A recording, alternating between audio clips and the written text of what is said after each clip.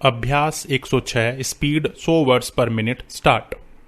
उपसभापति महोदय, यह जो टैक्सेशन का बिल है और जैसा कि इस बिल को इंट्रोड्यूस करते हुए माननीय मंत्री जी ने कहा कि इसका उद्देश्य देश के अंदर जो टैक्स का इवेजन होता है उसको रोकना है, और अभी बोलते हुए माननीय सदस्य ने कहा कि देश के अंदर जो काला धन का पहाड़ उठ खड़ा हुआ है उसको रोकने की तरफ यह बिल इशारा करता है। सचमुच में देश के अंदर जो काला धन है जिसका हिसाब किताब जैसा कि वांचू कमीशन ने किया है उसके मुताबिक देश में 100 करोड़ यह जमा हो गया है, लेकिन कुछ लोग कहते हैं कि यह 300 करोड़ ही है, और बहुत से लोगों का अनुमान यह है कि देश के अंदर जो काला धन है उसकी तादाद 700 करोड़ रुपए तक पहुंच गई है, और काला धन विभिन्न रूपों में देश के अंदर विद्यमान है। यह गहने के रूप में है, यह सोना खरीद कर रखने के रूप में है, यह प्रॉपर्टी खरीदने के रूप में है, बिल्डिंग बनाने के रूप में है, सामान खरीदने के रूप में है, जमीन खरीदने के रूप में है। विभिन्न रूपों में यह काला धन देश के अंदर विद्यमान है, और एक तरह से इस काले धन ने देश के अंदर एक समानांतर बाजार कायम कर दिया है, जो कि देश के अर्थतंत्र पर बहुत ही बुरा प्रभाव डाल रहा है, और सरकार की जो नीति है मूल्य नियंत्रण की उसको यह बिल्कुल चौपट करने की तरफ बढ़ता जाता है।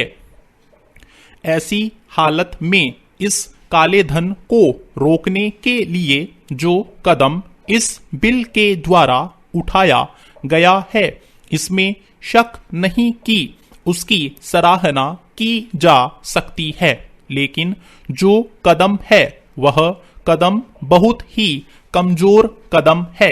मुआवजा किस बात का? जिस चीज को आप ले रहे हैं, चोरी की चीज को आप ले रहे हैं, उसके लिए मुआवजा किस बात का? अभी हमारे मित्र श्री कुलकर्णी जी जब बोल रहे थे तो कह रहे थे कि यह जो काला धन देश में है वह बवंडर मचा रहा है। इस धन के जरिए लोग तरह तरह की चीजों का ब्लैक करते हैं। वे लोग शुगर का ब्लैक करते हैं, लोहे का ब्लैक करते हैं, कपड़े का ब्लैक करते हैं, तमाम चीजों का ब्लैक करते हैं, बाहर से स्मगल करके ब्लैक करते हैं, और इस तरह से हमारे देश में काले धन ने एक भयंकर रूप धारण कर लिया है।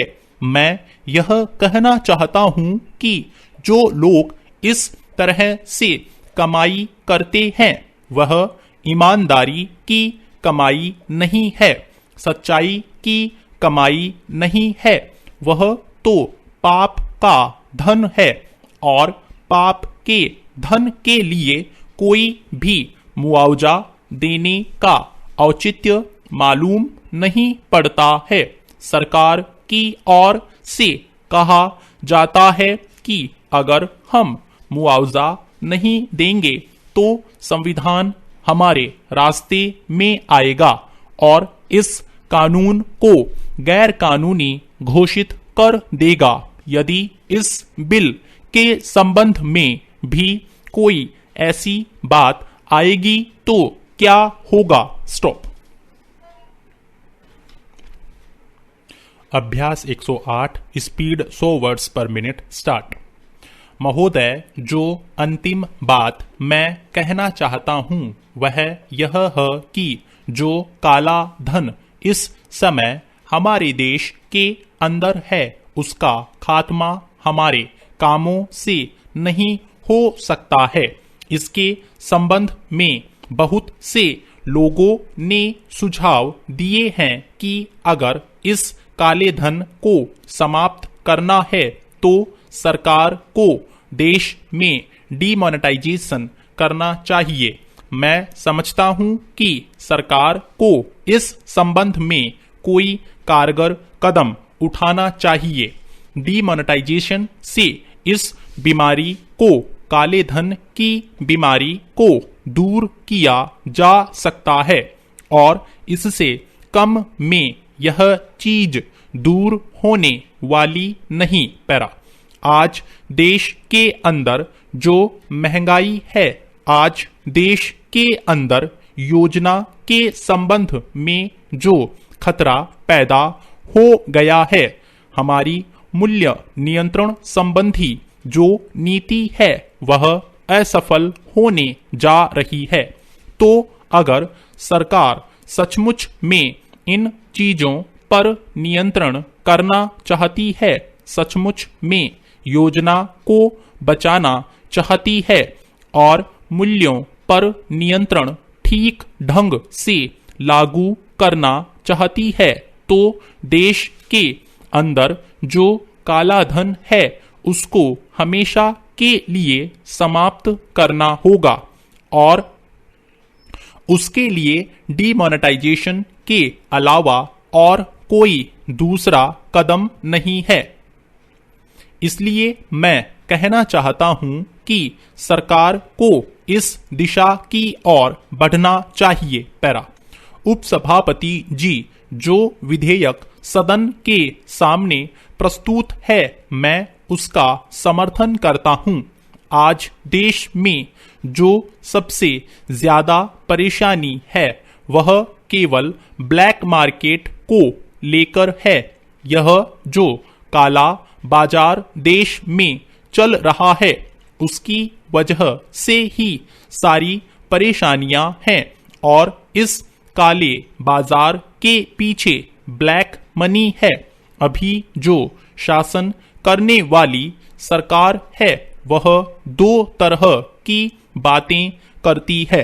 शायद सरकार आज की स्थिति को सुधार सकती थी, लेकिन एक तरफ तो पावर में रहने का हौसला है और इसके लिए जितना पैसा खर्च करने की जरूरत होती है वह करती रहती है।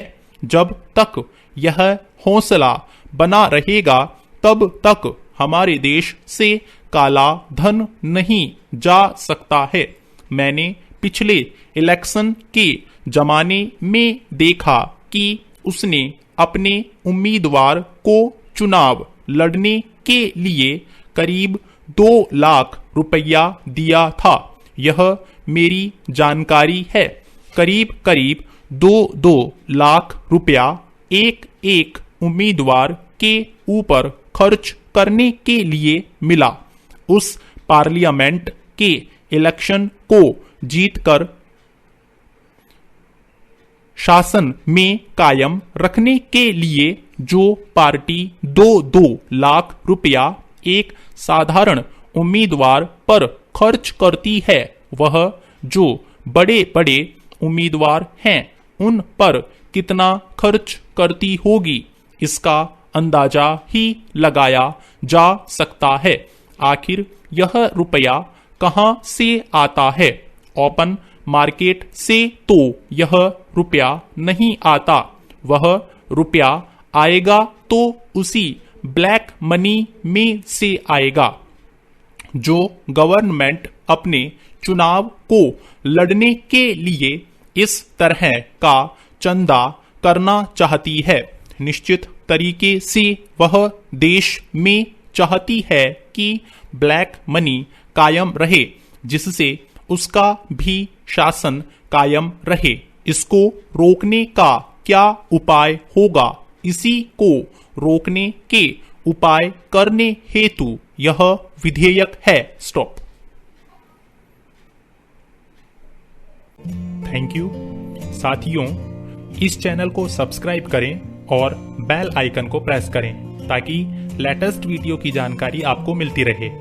गति बढ़ाने के लिए नियमित अभ्यास करें। इस चैनल पर 80, 100, 120, 140 और 160 शब्द प्रति मिनट की गति से डिक्टेशन उपलब्ध हैं, जिनका आप स्वयं भी लाभ लें और अपने मित्रों को भी शेयर करना न भूलें। डिक्टेशन अच्छा और बुरा लगा तो लाइक और डिसलाइक अवश्य करें।